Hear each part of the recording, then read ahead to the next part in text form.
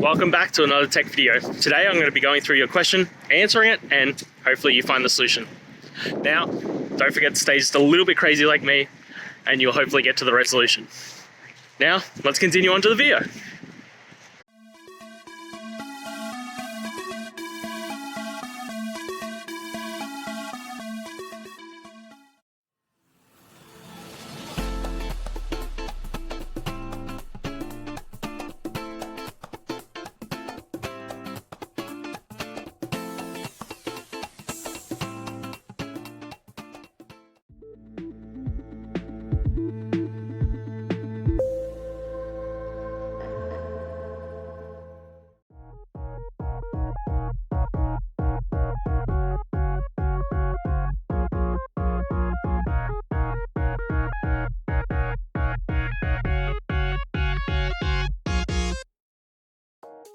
And that's it.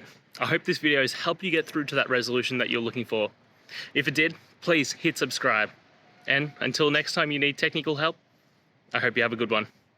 Cheers.